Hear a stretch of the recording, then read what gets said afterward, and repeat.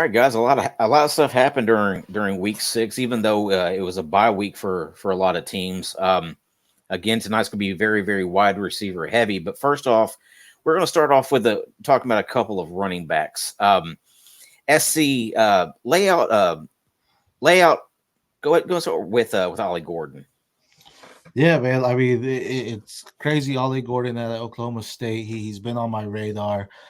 He wasn't really doing much at the beginning of the season. This guy was averaging, like less than 10 touches per game. He wasn't doing nothing in the first 3 games. And these past two, I don't know if they're just like, you know what, let's start trusting him, or they just wanted to try something different. But these last 2 games, he's now averaging over 15 carries per game and over 100 yards per game. He's just been dominating, and you see, like with them using him more, you're seeing the playmaking ability he can bring. He's someone that's agile with the footwork, can hit the holes right, can make that breakaway speed, make that guy miss. Someone that I just love seeing, and he's a prospect that you want to keep on your radar. He's not one of my top 5 or anything in his class, but he's definitely someone that, when they're giving him the work, he's looking good with it so far. Yeah, sure thing. He's racked up. He's racked up a couple really good games the last couple weeks.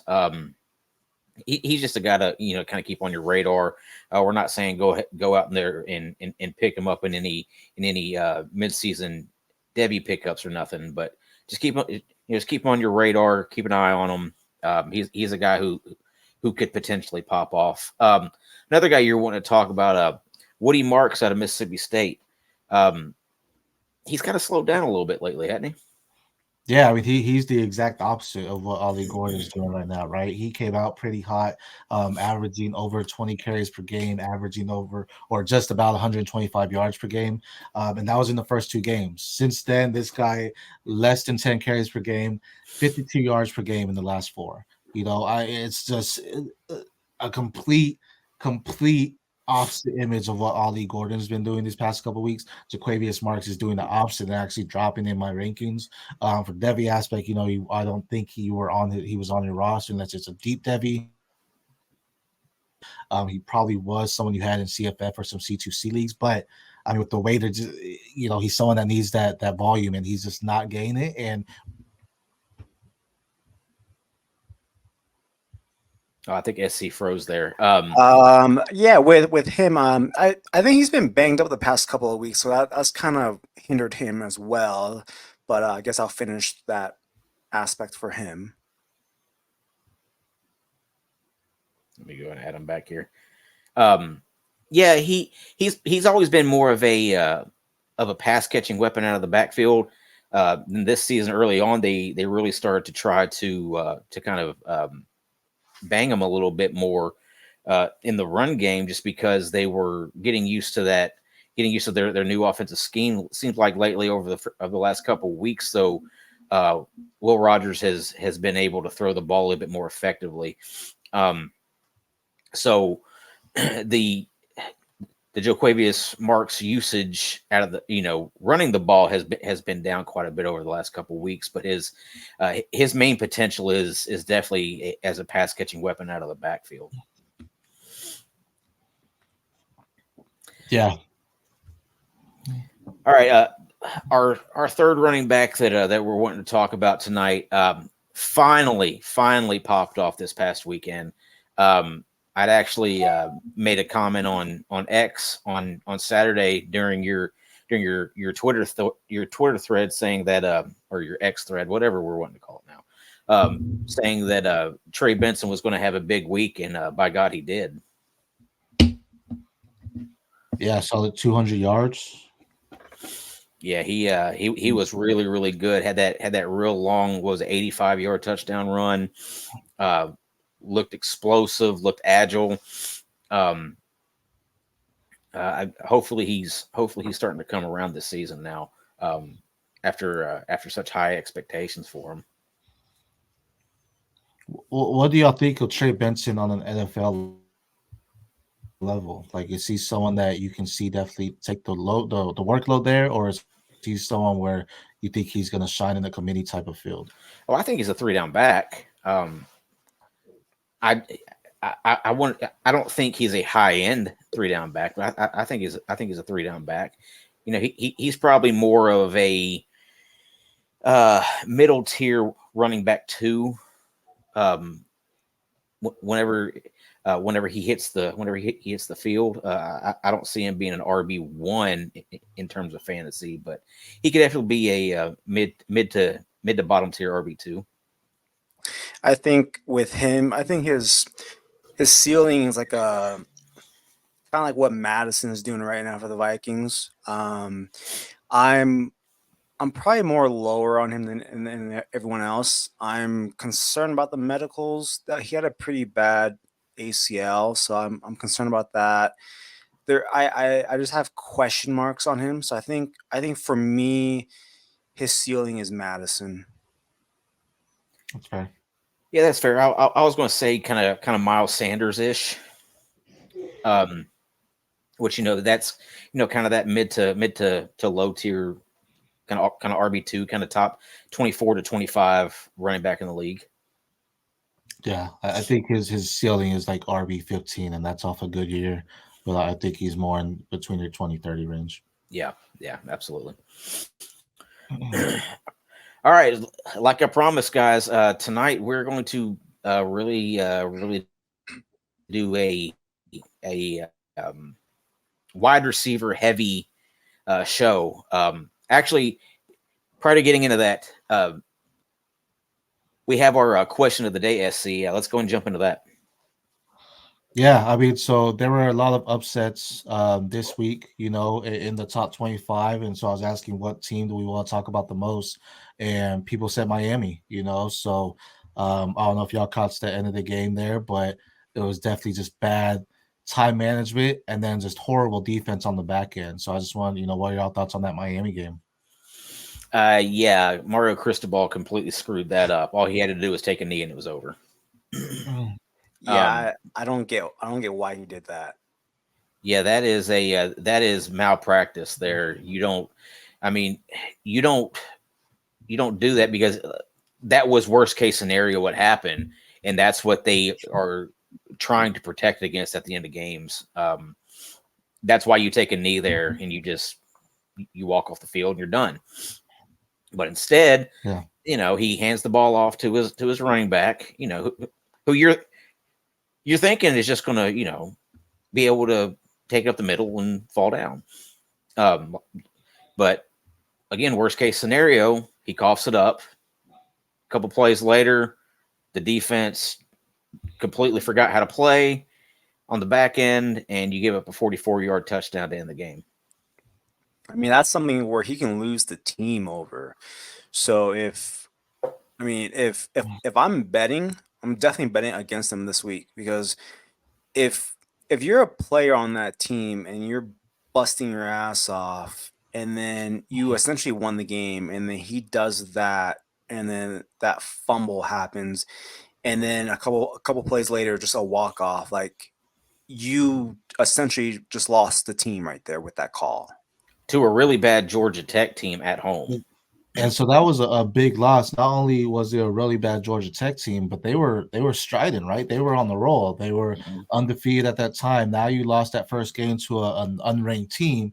You were 17? There's a possibility now where it doesn't matter what you do because you lost that, you're not getting any higher than like 12, so that playoff opportunity just left them. As we know, the only teams that can even get in with maybe a 2 loss is your SAC teams, right? So having that one loss just completely threw them out, and yeah, I'd be pissed if I won team members. Yeah, that's absolutely right. All right, now we're going to get into the main portion of our show. Guy that I am extremely high on. I think he has potential first round. I think he has first round potential. Andy, go ahead and tell me about Malachi Corley. Yeah, Malachi Corley, I absolutely love this guy. I think as far as his draft potential, I think he should come out this year. The top receivers in this class are all bigger guys.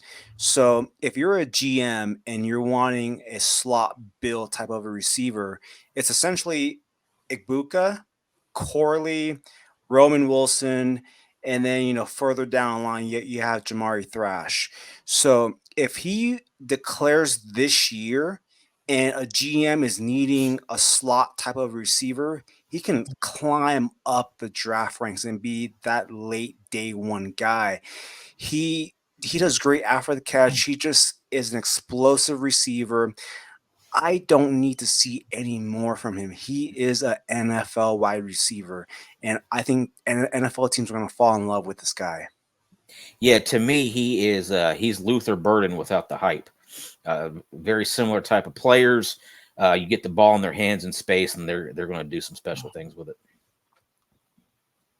Yeah, you see it every year. A guy come from a smaller school like your Western Kentucky's and stuff, but rise up those draft boards. And even if he doesn't go in day one, I think he's definitely going day two. As that the unfortunately, like the team, the Patriots just draft that random wide receiver. That team that's like, wait, you didn't expect that wide receiver? It's gonna be end up taking that shot on him, and then he's gonna be like someone that you're gonna keep your eye on all preseason. Yep. All right. Here we go. We're going to talk about the LSU guys now. Malik Neighbors and Brian Thomas Jr. They are both having super special seasons. Brian Thomas has kind of come out of nowhere and has really risen up draft boards. But Malik Neighbors just doing what everybody expected of him to do. He is, he goes up and puts up big numbers week in, week out. He is the main target there for the Bayou Tigers, and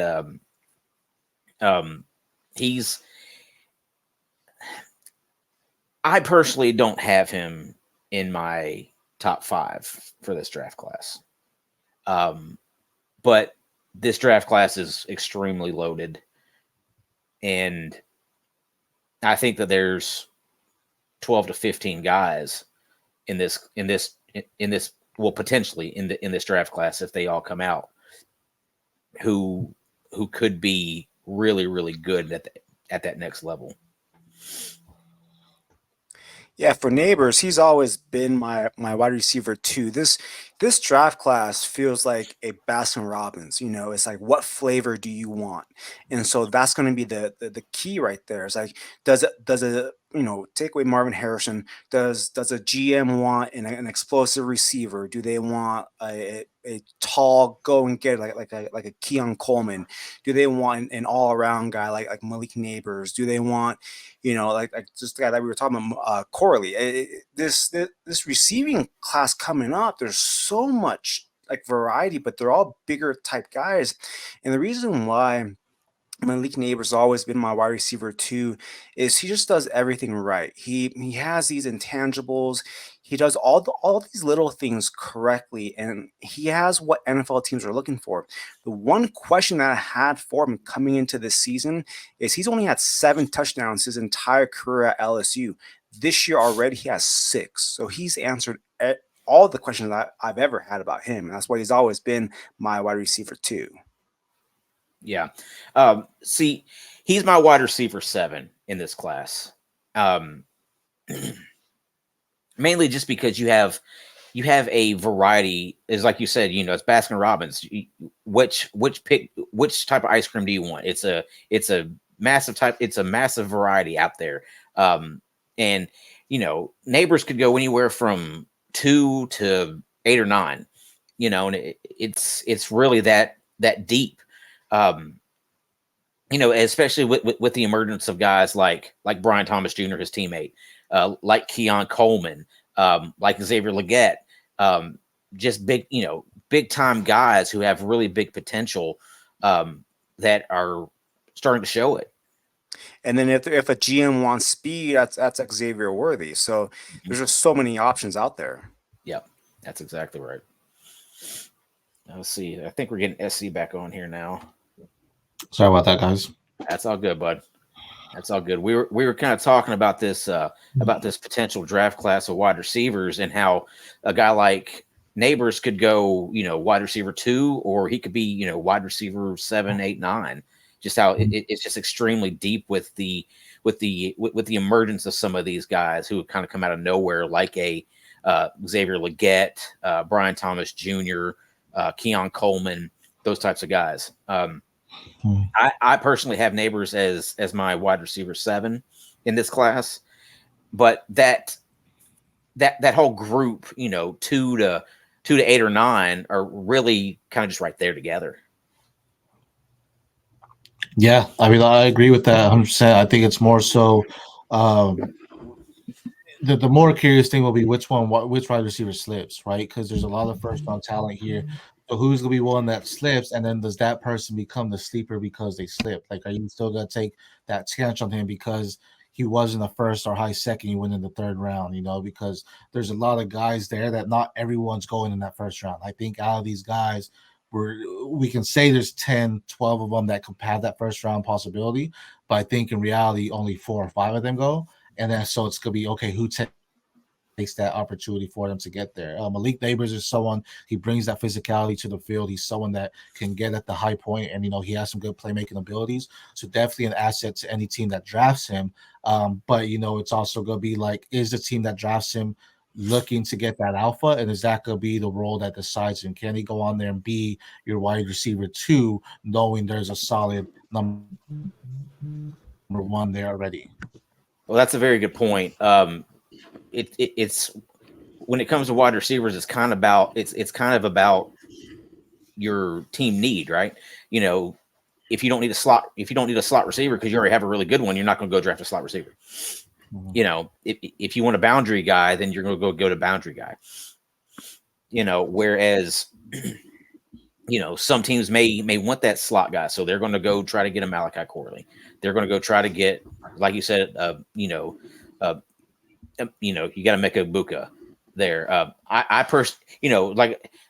have 8 guys who have potential first round ability. I was just looking at it a second ago. Neighbors is my 7 and Rome Odunze is my 8. So my top 8 have potential, and actually Corley is climbing that also, and so is Brian Thomas. So you're looking at potentially 10 guys with first round ability, in my opinion. With SC was saying earlier about, one of these guys is going to slip. Who do you guys think is going to slip? I could see somebody like an Xavier Worthy slipping, just because you have. He's had questions about the drops over the last couple seasons. I'm not really seeing that this year, but he's had consistency questions. Another guy who could potentially slip, especially with his injury kind of issues over the last couple of weeks, is Jalen McMillan.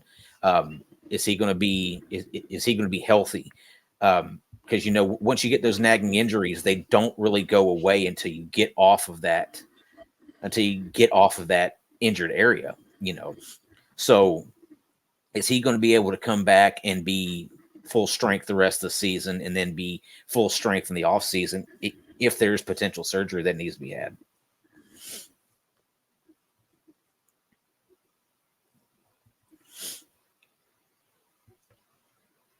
All right, let's see. Now we've come to the JT section of the show. Luther Burden.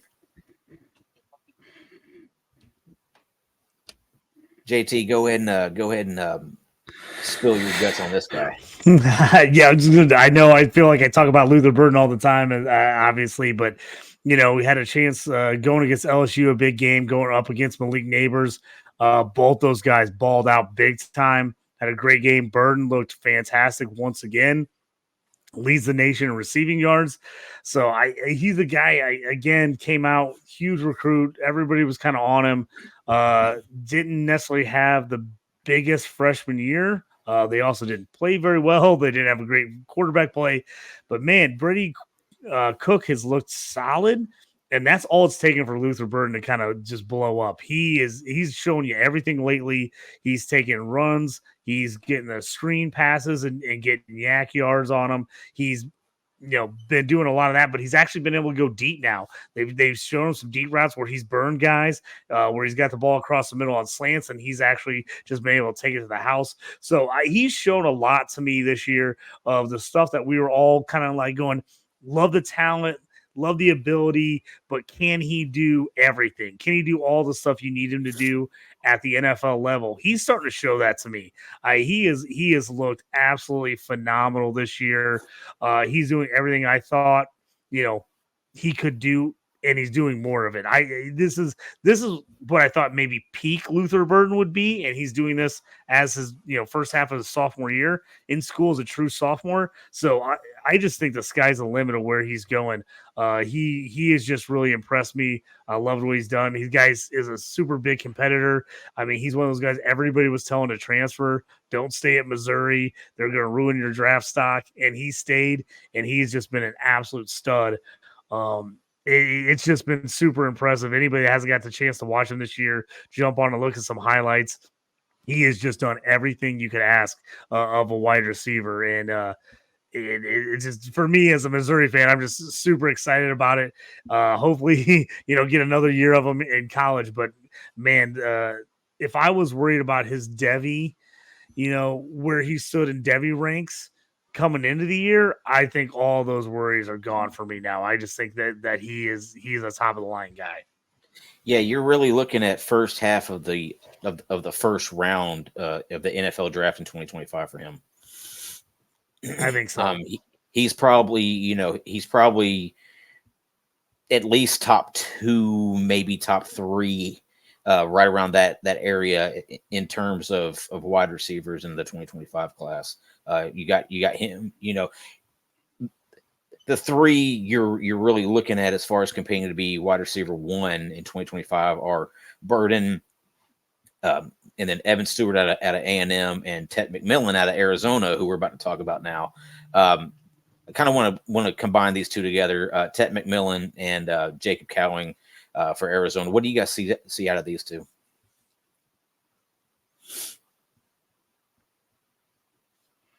I'll jump in and talk about Tet real quick. That was just I've bashed on USC's defense about a million times this year already, but just the way they played with that freshman QB and way the County and McMillan were able to just play inside.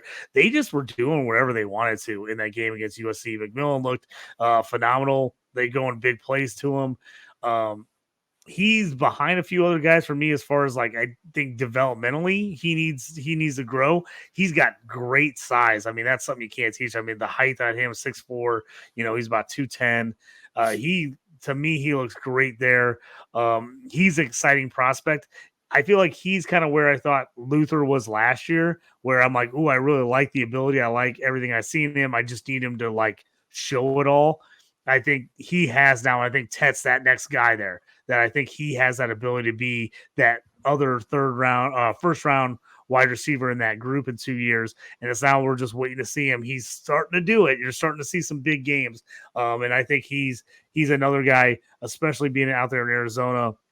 He's not getting a lot of looks, but with so many people looking at all these QB plays and all the big teams, all the teams ranked in the top 25 in the Pac-12, I think it's going to get him a chance to get a little more look this year than maybe he would have in other years. Andy, what do you think of Jacob Cowing's potential in the NFL? I think he could be one of those slot guys. I mean, he'll probably go maybe 4th, 5th round. Probably won't be someone that you think that highly of, but he seems like one of those players that's gonna stick onto our roster and maybe start out as special teams as a gunner, and then just be that guy that just becomes a coach's favorite, and then eventually starts getting playing time, and I see him being someone that sticks on a roster for 10 years. I don't know about his Devy potential, but what do you have? 4 touchdowns against USC? That was crazy. Mm-hmm. Yeah, he seems like kind of your prototypical slot possession guy. You're going to throw him out there. He's going to end up with 8 receptions for 65 yards and a touchdown or 2. That kind of seems where he's kind of where he would kind of fit in my opinion. You're not going to look to him for big plays. You're going to look for him for like, first, if you need a first down, you're gonna look to him in the red zone with kind of short, kind of slide pattern, kind of touchdown catches. Maybe like a drag coming across the middle or something. He just seems like he's that type of guy to me.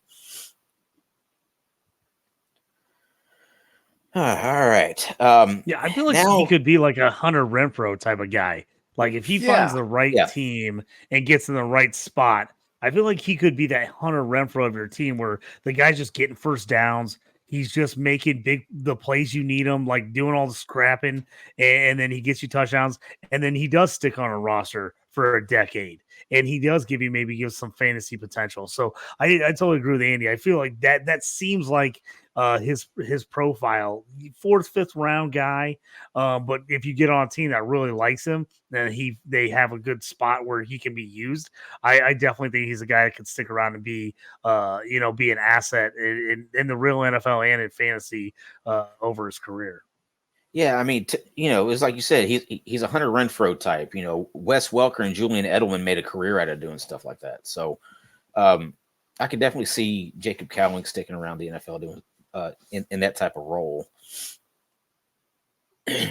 Now I really want to talk about kind of some rising guys in the Devy space. Andy, you're really, really high on this guy, Kevin Concepcion, out of NC State. You talk about him weekly, and he is really he's really kind of put it together over the last couple of weeks. And this past weekend had a big game with MJ Morris playing quarterback for the Wolfpack. Yeah, he had 8 for 102 and 2 touchdowns. And then after the game, they interviewed MJ Morris, and he was quoted in saying he's never nervous.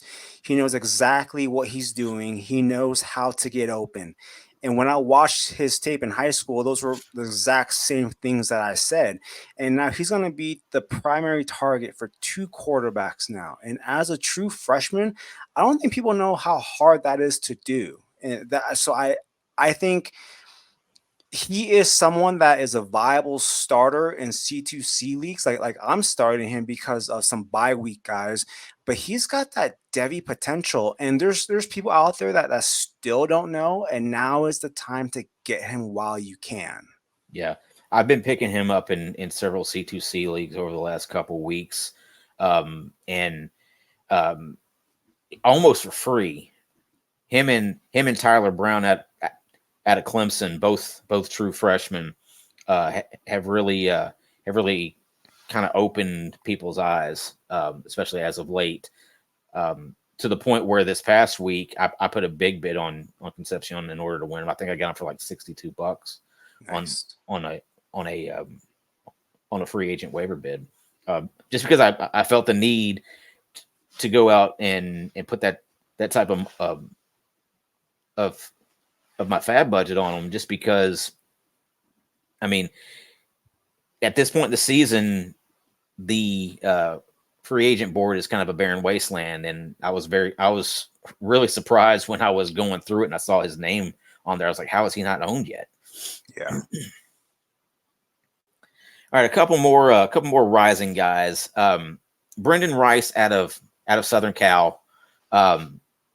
Looks like he is becoming Caleb Williams' favorite target there in LA.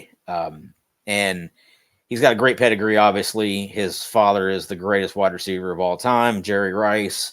And I think that alone would get him to the league. And then you add that with the fact that he's got good talent also.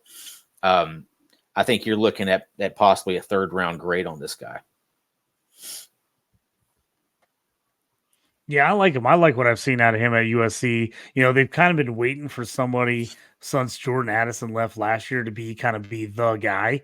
And he's kind of been the one that's kind of stepped in to kind of be their main the main guy for them. So I like what he's done. He's getting better all the time.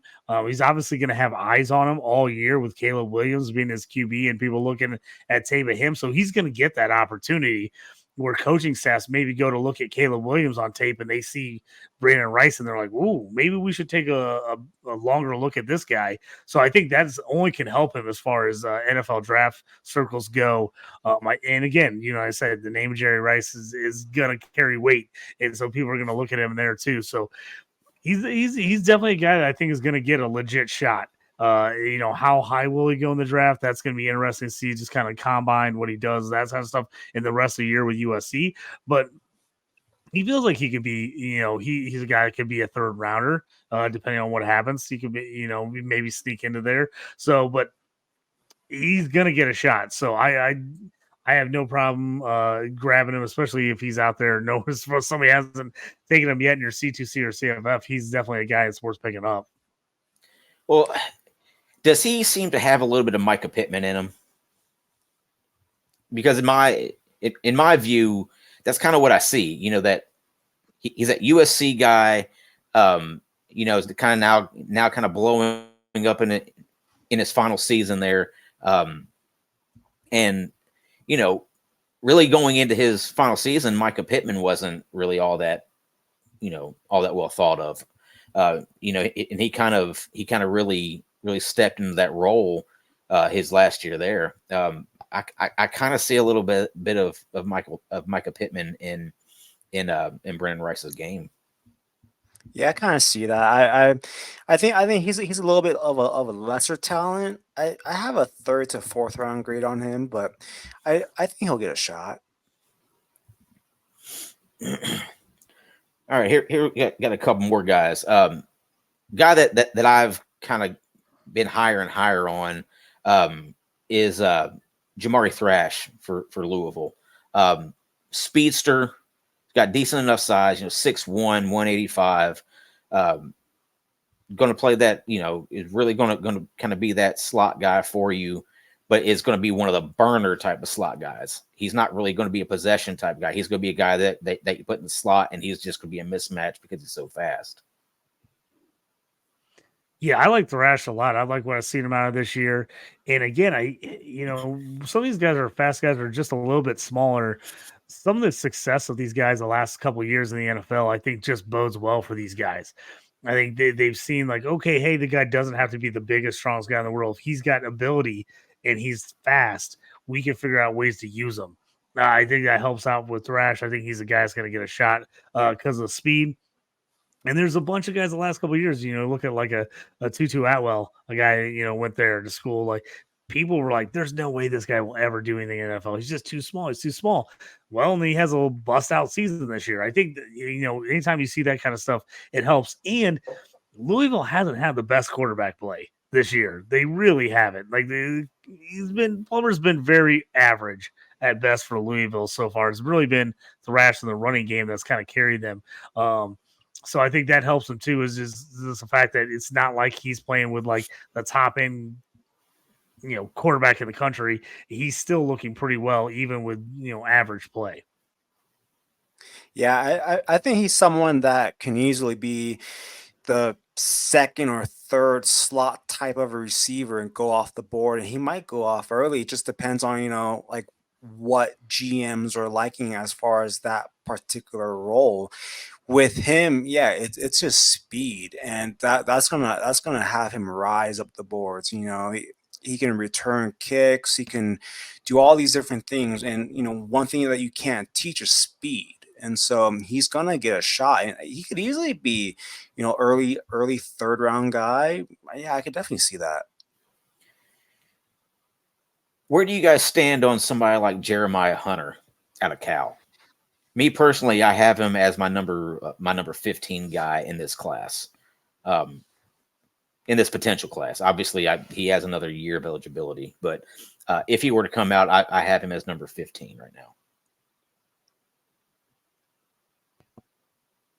I haven't personally watched a lot of Hunter. He's a guy I would need to get deeper into to really give a really good assessment of him, as I haven't watched any Cal this year whatsoever. So this is what I'm going to leave to you guys until I can get a little bit more look at him.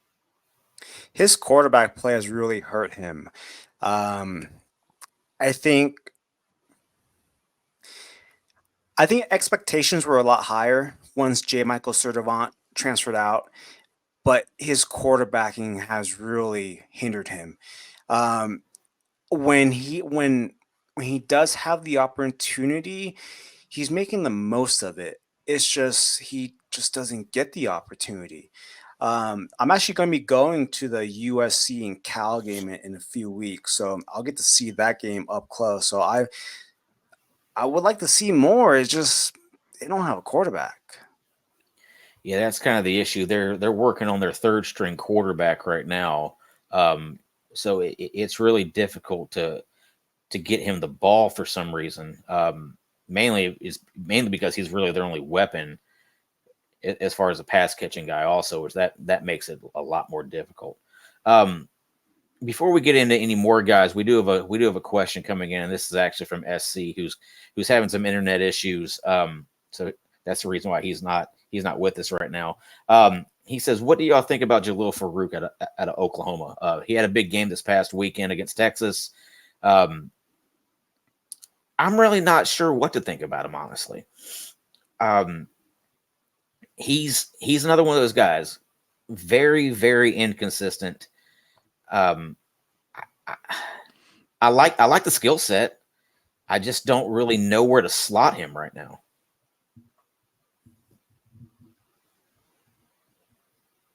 That's for me. Inconsistency is the issue for me. You know, he looks great some weeks and then just totally disappears other weeks. That would be my big knock on him. Now we'll see going the rest of the year. Can he, now after this big game against Texas, does he kind of step it up? Does he start to become kind of their number one all the time for Gabriel? If he does, maybe that changes the perception of him. If he can kind of step up and start being that number one on a consistent basis, because he's shown to have some monster games. But again, there's games where he just doesn't seem like he makes that much of an impact. Yeah, and with Andrew Anthony being out, I think he's really going to have to kind of step into that number one role. Yeah, it's going to be him and Petaway pretty much, but Drake Stoops. Yeah, I don't know. All right, let's move on to a couple more guys here. Andy, this is another one of your guys, Roman Wilson. He struggled really kind of putting it together his first couple of years there for the Wolverines in Ann Arbor. But this year he's the guy for JJ McCarthy. Go and talk about him a little bit. Yeah, I've watched him play since he was a true freshman, and he's always shown that talent. It's never clicked. There'd be games where he had a monster game and then he would disappear for 3-4 games. And even coming into this year, I still didn't really believe it, because it's like I've seen this play before. He'll disappear, but he hasn't disappeared. Michigan gave him that number one jersey. In the Michigan program, that number one jersey, that is held to a high standard. And so when that was given to him, one of my first thoughts was, that number used to mean something. Does it still mean anything at all now? And it does, because he has earned that. And he just keeps making play after play after play after play. And JJ McCarthy is looking for him. And Roman Wilson's coming through, and he really is a Devy asset. Yeah, definitely. We've talked about these next two guys previously also, but the two younger guys for Washington, Jalen Polk and Jeremy Bernard, I think they both have really good Devy potential. Obviously, you're gonna lean one way or the other with these two guys based on what you're kind of wanting out of your wide receiver. But I personally think Polk is the next guy. Andy, I know you think Bernard is that next guy. Go and tell me why there. I think Bernard, I think he has that all around skill set. I think he's someone, like I was saying last week, he's like a juiced up version of Curtis Samuel or Robert Woods when he was with the Rams. He is someone that is a playmaker. You can scheme him up, you can devise plays for him, and he's just gonna get you, to where you need to be. And so with me, I feel that he's a more well-rounded receiver. Polk is probably that deep play guy, that guy that might be the. I think he'll be the McMillan, and then I think Bernard will be the Dunze of what they currently have now. That's fair. That's fair. And to be transparent, I actually had McMillan ranked ahead of Odunze, but just slightly. So I think they're, again, it's what type of skill set do you favor? What's your personal bias as far as what you're looking for in a wide receiver? All right, now we're going to move on to our kind of falling Devy wide receivers here. Guys that just aren't meeting expectations.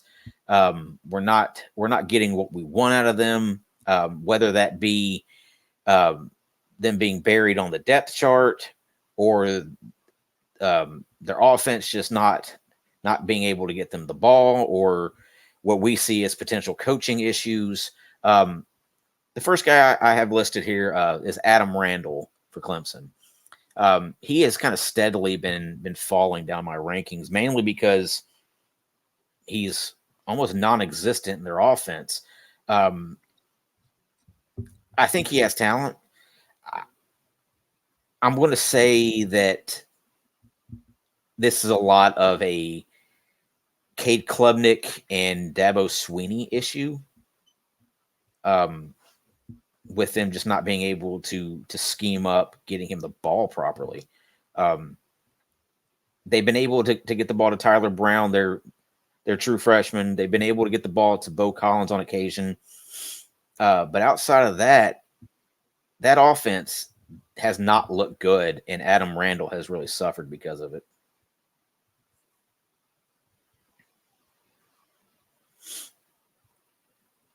For Clemson with Randall, he's coming off that injury, so he was always behind coming into this season with that injury, being off the field and trying to play catch up. But with Bo Collins and Antonio Williams being hurt, you would have thought that he would have stepped up, but instead it was that true freshman Tyler Brown. And just watching Clemson play, it's just so frustrating. You have all these guys that have talent, that are these blue chip recruits, and then we're seeing, dink and dunks, and just the system is just not good. And it's you kind of wonder, do these guys transfer out? Because they're all being hindered. Very much so. That offense, just that offensive system in general, Dabo Sweeney has not evolved with what the rest of college football has become, and that in his program is taking a hit because of it. Offensively, they've fallen way behind in terms of scheme. And then the program, as far as talent, has fallen way behind just because he refuses to dip into the transfer portal. So you have to, again, like you said, you have to kind of wonder, does somebody like an Adam Randall want to go somewhere else after this season to kind of juice his stock a little bit? The next couple guys that I want to talk about here, the Alabama wide receiver room in general. Now, Jermaine Burton flashed this past weekend. He had a great game. And he looks like the only guy that has any type of NFL future to me. Just his size, his skill set. Everybody else is like, eh. Ja'Cory Brooks has never done it for me. Malik Benson was supposed to be the guy coming into this. Everybody thought Malik Benson's that next guy. Hasn't happened. He's buried, kind of buried on that depth chart. And then you have guys who kind of show some potential. They flash on occasion and then they disappear. Isaiah Bond, Kobe Prentice, Kendrick Law. Jalen Hale had a good game a couple weeks ago, but then nothing this past week. So do you guys see any of these guys being able to redeem their Devy potential here? For me, it's until you get better quarterback play, it's going to be tough for any of these guys to really break out. I mean, it's just they're so inconsistent with Jalen Milroe right now. I mean, I think that's what we expected in the past from all these Alabama recruits and wide receivers is they've had great quarterback play. So they've looked better. They've made their quarterbacks look better. And I think it's a little bit of both this year in that the wide receivers are inconsistent and the quarterbacks are inconsistent. And that's making things difficult all around for everybody. I still think some of these guys have talent. I think their Devy value is definitely taking a hit. On almost all these guys are taking a hit Devy value wise. Do I think someone could come back and eventually put it together, in future years of Alabama and then end up being productive NFL guys? I think there's always a chance when you have that talent. But it's going to be interesting. I just don't know if I see these guys really popping the rest of the year with the offense that they're running. And this team, I think they've realized for them to win, they're going to have to play just really strong defense and hold the football because they're just not going to be able to outscore everybody like they have in past years. I think as far as Devy value goes, I think Isaiah Bond, I think he's probably the safest as far as Devy value goes. I would be selling Jermaine Burton at all costs if you can, because you finally got that breakout game that you've been waiting for. And I mean, if you believe in him, that's good. But if you have shares in him and you've been trying to offload it, you should do it now. Yeah. One guy that I like that I hope transfers out is Kendrick Law. I think he has a skill set that the NFL will love. He's just buried at Alabama, so I kind of hope he transfers out. Yeah. This next guy I'm probably not being quite fair to. Kind of fallen a little bit this season, but it's just because of injury. I still think he has decent enough NFL potential. Juice Wells for South Carolina. Just whenever, he just kind of, because of the injury, he's just kind of been, out of sight, out of mind.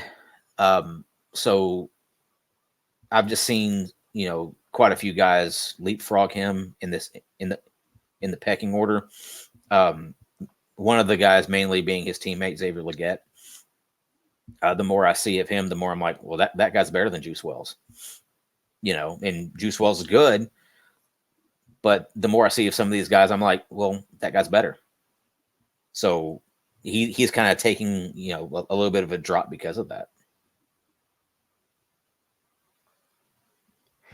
Yeah, for me, with Juice Wells, he's an older prospect, so that also hurts him as well. So the combination of that and the injury, he was also listed as doubtful, so he's not going to come back this week. You kind of, if you believe in him, you kind of want or need him to come back probably next week or the week after, just to kind of put a couple of games together, just to kind of put that scare away from the NFL side. But with him being that older prospect, being injured, it's not ideal. Yeah. Another guy that has completely fallen down my board. Dorian Singer for Southern Cal. He was supposed to be the guy coming into the season, the transfer from Arizona.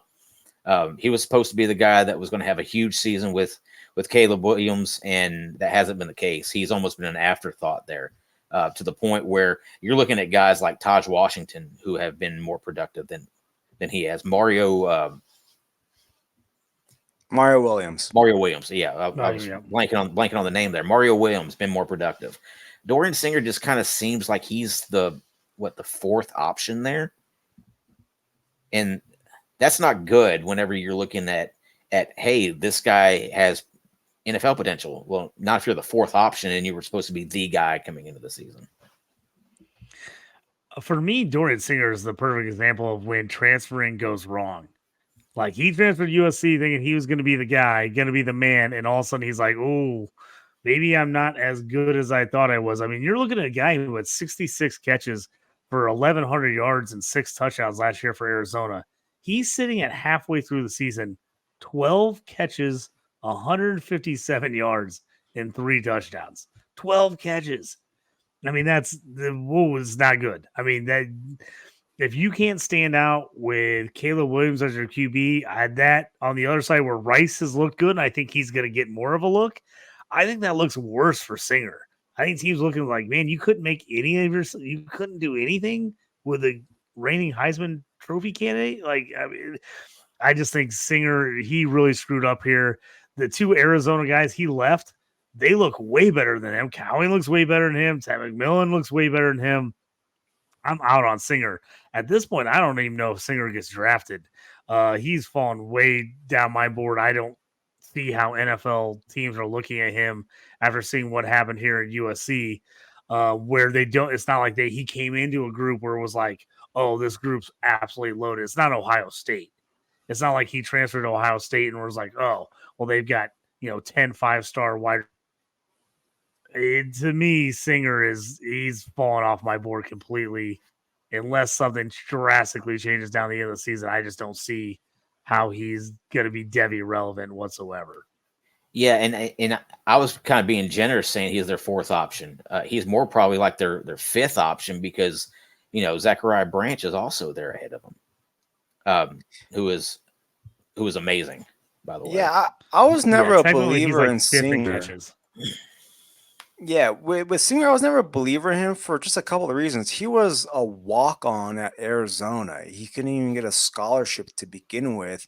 And with Arizona, they had that friendly wide receiver offense, and he was just compiling stats. I don't know why he left. I mean, he should have stayed at Arizona. If he would have stayed, he probably could have been one of those sleepers that people talk about. Oh, he's putting numbers back to back years, all this and that. But he transfers to USC. You knew Zachariah Branch, Deuce Robinson, Mekhi Lemon. So they had 3 freshmen coming in that you're going to have to fend off, and then you had Brendan Rice and all those guys that were there. So when you're transferring, you got to read the room. He didn't read the room, and he's paying for it. Yeah, he'd have been better off transferring to. I mean, if he wanted to go to LA, it's UCLA, he should have gone there. He would have been the number 2 there easily. Another guy I'm wanting to talk about as far as a faller here, and maybe this is just me being a fan, but Dante Thornton for Tennessee, transfer from Oregon, has done nothing this year, and he's going to get this opportunity now that Brew McCoy is hurt. So he may get, he's going to get a little bit more love in the offense, I think, but he has to kind of step up. He's kind of, to me, he's not a fighter. He doesn't fight for balls. One main example was during the Florida game where Joe Milton threw a beautiful deep ball to him. And instead of going up and trying to catch it with his hands, knowing he had a defender behind him, he kind of let the ball come to him, and the defender got around him and knocked it down. If he goes up and actually fights for that ball, he probably catches it and just walks into the end zone. He was hyped up in the offseason by the beat writers there. They were hyping him up, saying he was going to play that Cedric Tillman role. When I watched him, he didn't fit that role. And so I'm not surprised that he's struggled. It's just I don't know. Just that entire Tennessee receiving room. I thought more guys would step up. Well, over the last couple of weeks, Squirrel White has, and then Brew McCoy got hurt. And Brew McCoy was playing well too, and they got hurt. But Dante Thornton has been a real disappointment this season. But you can tell he's got all the talent. 6'5", 210, runs a low 4.40. Just his hands haven't been there. I don't think mentally he's been sharp. I think he's kind of been a little weak as far as going up and fighting for balls. If he improves upon that, he has the opportunity now to do so. But I'm going to have to see it, because right now he's dropping quickly down my board. I hate to make this comparison, but I guess I'm going to do it anyway. He kind of feels like a little bit of Chase Claypool to me. I feel like he's got the size, he's got the speed. It's like you look at him and you're like, why is this not the perfect combo? And you look at him and you're like, God, this should just be great. And it just isn't for some reason. He just doesn't quite have that dog in him. He just doesn't quite put it together. It's something about him. I mean, like you said, he just doesn't go up and fight for the football. It's perplexing, because I read all the stuff like you guys in the offseason. Everybody was like talking him up, like this is going to be like the transfer of all transfers. He's going to just explode in this offense, and it's just you haven't seen it, and it's confusing because you're like, why aren't we seeing it? Because it seems like he should be just blowing people away. But to me, it just feels like Chase Claypool, because every time I see Chase Claypool, I'm like, why is this guy not just dominating? And he just doesn't. And it's not anything specific he's doing. It's just he doesn't do the things that you think would make him be a better player. Like, I'm a bigger, stronger guy. I'm going to go up and get the ball over anyone that challenges me. Instead, 5'9" DBs are, grabbing the ball, pulling my arm down, because I don't go up and get it at the top. And so I'm getting those vibes from him. And it's just because of the physicality that it seems like he has everything you want, but he just doesn't put it together. And it feels like Chase Claypool all over to me. Yeah, that's a good comp. I actually like that. And now Chase Claypool is probably on his last chance in the NFL. If he doesn't figure out how to make something happen with the Dolphins, there's a good chance this guy's out of the league in the next year or two. I mean, you can't go through 3 teams in 4 years, and you're not even out of your rookie contract yet. That's a bad, bad sign. Yep, exactly. Well, all right, guys. I think that's going to do it for tonight. Join us again Thursday as we preview Week 7. JT, Andy, go ahead and tell us where we're able to find you, and then we'll go and get out of here for the night. Yeah, find me on the X at JT Orange. Hit me up on there, doing a little bit of everything. Devy, IDP, C2C, CFF. Hit me up on all that stuff. And then hit me up on the Stew with JT Brew, my show. If you're into gambling at all, I put a college football show out every Wednesday with my favorite bets of the week.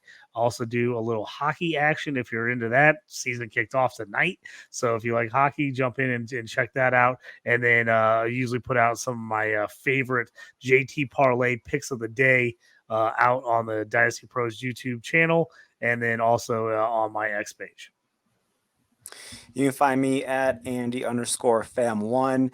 Have a article coming out Thursday about TCU running back Amani Bailey. And then Friday, do a preview of Devy and C2C games to watch. And then every Monday, do a Devy stock up, stock down, and C2C names to watch. Awesome.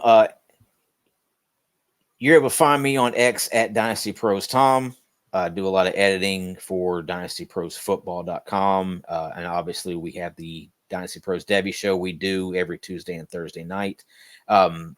And also for SC Romero, you can find him at the PPR show on X. He does a lot of good stuff on there as far as getting out questions of the day. He does a lot of different threads. So go give him a follow also. And then as far as tonight, that's going to do it. We will make sure you, if you're watching on YouTube, subscribe, give us a like, hit that thumbs up button, and we will see you on Thursday, guys.